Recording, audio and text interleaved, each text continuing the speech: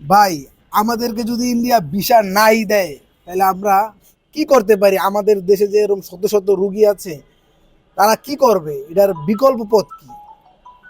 আচ্ছা আচ্ছা, আপনি আসলে মেইন যে বিষয়টা বলতে চাচ্ছেন সেটা হইছে যে ইন্ডিয়া যদি আমাদের মেডিকেল ভিসা না দেয় বা একদম বন্ধ করে দিল, আহ, সীমিত আকারে এখন আছে বা পুরোপুরি যদি বন্ধ করে দেয়, সেক্ষেত্রে আমরা কি করব? আমাদের রুগী যারা আছে হিউজ পরিমাণ, তারা কি করবে? এটাই তো আমাদের প্রশ্ন।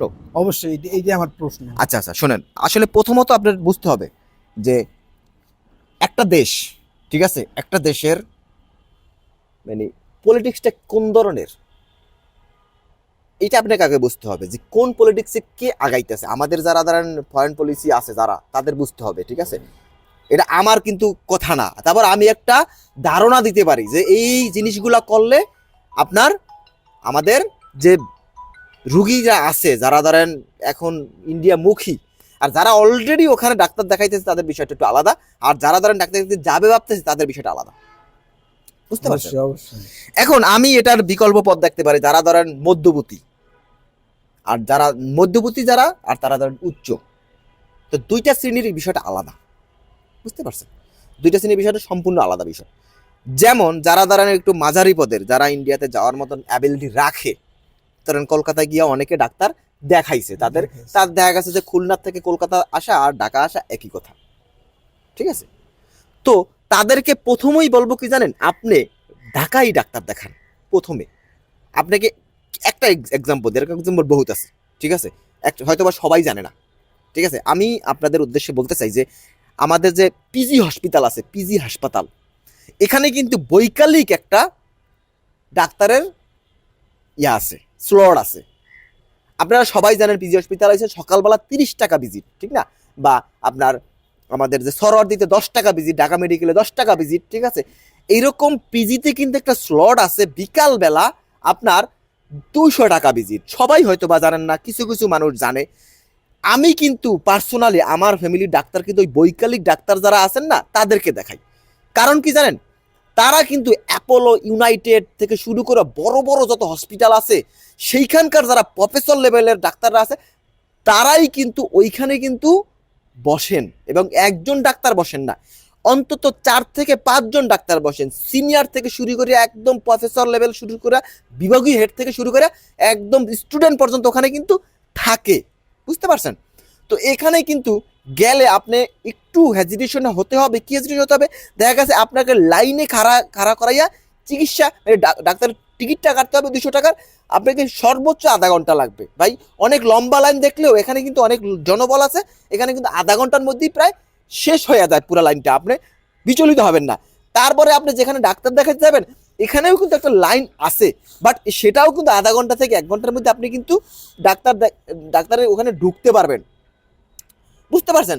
যেহেতু ওখানে প্রায় 8 থেকে 10 জন ডাক্তার ওখানে ভিতরে থাকে, সেহেতু মারাত্মক যাদের সমস্যা, তার সলিউশনটা শুধু প্রফেসর সাহেবের সাথে আলাপ করে। তাছাড়া যারা যারা ওই যে বিভিন্ন লেভেলের ডাক্তারগুলো আছে, তারা কিন্তু অনেকে ওই যারা যারা নিচু লেভেলের ডাক্তার, তারাও কিন্তু সলিউশন দিতে পারে। সেক্ষেত্রে কিন্তু খুব অল্প টাইমেই হয়ে যায়। যদিও একজন রুগীকে প্রায় 10 মিনিটের উপরে টাইম দেওয়া হয় ওখানে, আমি নিজেও যাই, ঠিক আছে? সেক্ষেত্রে এই সলিউশনটা আপনারা কিন্তু করতে পারেন।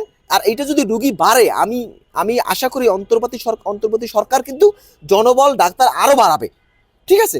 তো একটা সলিউশন, পাইলাম একটা এটা হচ্ছে নিম্ন মধ্যবর্তী সলিউশন।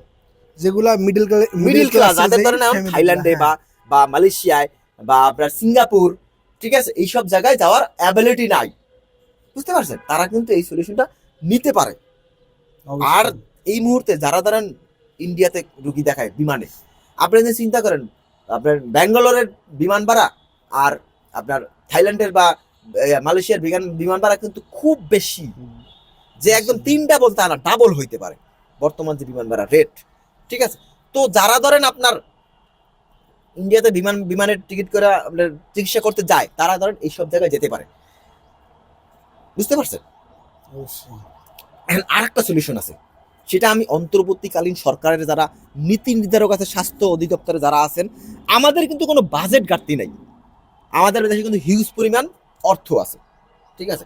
সেক্ষেত্রে আপনি সলিউশনটা এটা থাকতে পারে যে আপনার যারা ধরেন বিশ্ব স্বাস্থ্য যারা কন্ট্রোল করে বলতে কি বিভিন্ন দেশে যাদের হাব আছে, হাব বলতে কি বড় বড় international medical centre, medical centre. যারা ধরেন আমি জানি যে আপনার সিঙ্গাপুরে বিভিন্ন জায়গার ধরেন আমেরিকান বহুত বহুত ইনভেস্টর আছে, যারা ওখানে হসপিটাল খুলে ওখানে কিন্তু ব্যবসা করতেছে।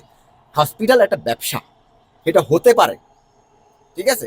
এই যারা আছে বড় বড় ইনভেস্টর, যারা ধরেন এই যে মেডিকেল ওয়াইজ ব্যবসা করে, সদিচ্ছা যাদের আছে, ইন্টারন্যাশনাল যাদের রেপুটেশন অনেক ভালো, তাদেরকে ইনভাইট করতে পারে। যেহেতু আমাদের ইউনূস সরকার, ডক্টর ইউনূস সাহেব অনেক মেধাবী লোক এবং অনেক সম্মানিত লোক, আমি পার্সোনালি বিশ্বাস করি উনি যদি এরকম একজন বড় বিগ যারা মেডিকেল বিজনেস করে তাদেরকে ফোন দিয়ে যদি বলে যে আসেন আপনার সাথে একটা মিটিং করি, আমাদের ঢাকা শহর প্রচুর রুগী এবং ভিআইপি রুগী বা নর্মাল রুগী সবই আছে, আপনারা একটা বিশ্বমানের হসপিটাল খোলেন, আমাদের এখানে কিন্তু বহুত খালি জায়গা আছে, এই যে পূর্বাঞ্চলের দিকে অথবা এই যে গাজীপুরের আশেপাশে বা বিভিন্ন জায়গায় বিশাল খালি জায়গা আছে আছে না, তাদেরকে একটা জমির লিজ দেন আপনারা, 100 বছর 200 বছর, ঠিক আছে, লিজ দেন, লিজ দিয়া সরকারি খাস জমি লিজ দিয়া তারপরে তাদেরকে বিশ্বমানের একটা হসপিটাল করার জন্য, এবং দুইটা সিনিয়রের দুইটা ক্যাটাগরি থাকতে হবে, একটা হচ্ছে বিগ কোয়ালিটি যাদের ভিআইপি ক্যাটাগরি, আর একটা হচ্ছে লো কোয়ালিটি, লো কোয়ালিটি না মাঝারি কোয়ালিটি,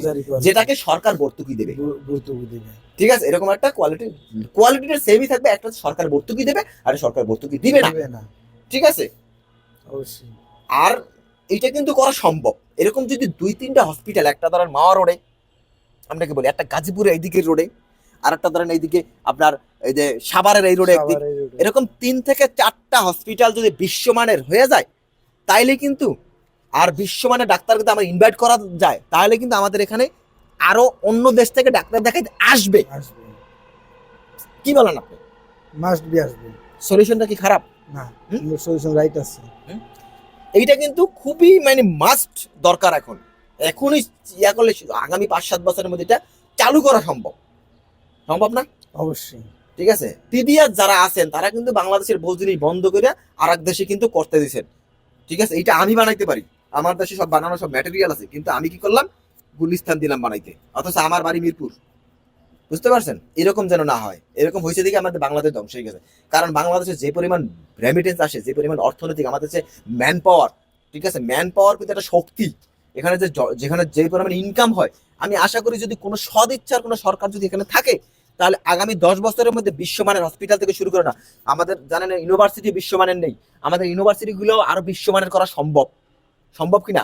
সদিচ্ছা থাকতে হবে, সেরকম বাজেট থাকতে হবে, তাহলেই সম্ভব সবকিছু। কিন্তু আমরা আসলে এইগুলা নেই, এর জন্য আমরা পারি না। কারণ আমাদের যারা পলিটিশিয়ান পিজিবিআর ছিল তাদের সদিচ্ছা ছিল না, তারা আসলে নিজের পকেট বাড়ি করেই, আপনি জানেন যে বাংলাদেশে বড় বড় কোম্পানির টাকার হিসাব আছে বাট টাকা নাই, সব টাকা বিদেশে। তারা আসলে বাংলাদেশকে সেকেন্ড হোম মনে করে, বাংলাদেশকে মনে করে সেকেন্ড হোম, শ্বশুর বাড়ি, যে এখানে আমি টাকা কেন থাকবে, এখানে জাস্ট একটা খাতা থাকবে, আমার এত এত টাকা আছে, শ্বশুরবাড়ির লোকজন জানবে, বা শ্বশুরবাড়ির কোনো টাকা থাকবে না। বুঝতে পারছেন? বড় বড় কোম্পানি এরকম একটা মনোনীত হয়ে গেছিল, কিন্তু এটা চেঞ্জ করতে হবে কিভাবে? সরকারের সদিচ্ছার মাধ্যমে আমাদের মেডিকেল সেক্টরটা উন্নত মানের করতে হবে, ঠিক আছে। এখানে মেডিকেল যারা পড়তে আসে তাদের মেডিকেলের যারা ভর্তি, সেই ভর্তির ব্যাপারে আরো কড়াকড়ি আরোপ করতে হবে। কড়াকড়ি কি? যারা একদম, আমার তো 5 লাখ ডাক্তার দরকার নাই, আমার ডক্টর 1 লাখ দরকার, 1 লাখ যেন বিশ্বমানের হয় ডাক্তার। এই ডাক্তারকে সরকারিভাবে যাতে করে ইন্টার্নি করানো হয়, ঠিক আছে, যাতে করে সেই ডাক্তাররা টাকা উঠানোর জন্য 1000-2000 টাকা ভিজিট না ধরে। বুঝতে পারছেন? তাহলে কি এটা কি আপনি কি মনে করেন? আমি যে বললাম এটা কি সলিউশন? ঠিক আছে, যথাযথ যুক্তি আছে, হ্যাঁ রাইট আছে, আমি এটাই চাই। তো এই রোগী সম্পর্কে যে হসপিটালগুলো যে বলছিল, যে একটা হচ্ছে গাজীপুরের দিকে, একটা সাভারের দিকে, মানে ঢাকা শহরের যে মোড়গুলো আছে, চিটাং রোডের এদিকে, যাতে করে রোগীগুলা ঢাকার শহরে ভিড় করতে না হয়। বুঝতে পারছেন?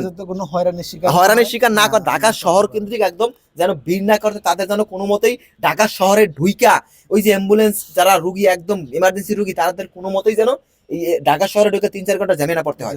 বিশ্বমানের সবকিছু ওই ঢাকার বাইরেই থাকবে, ঢাকার আশেপাশে একদম ঢাকার ঘেঁষানো, যেন ঢাকার রুগীগুলা এখানে 50 টাকা 20 টাকা খরচ করে ঢাকার শহরের রুগীগুলো যায় চিকিৎসা করাইতে পারে।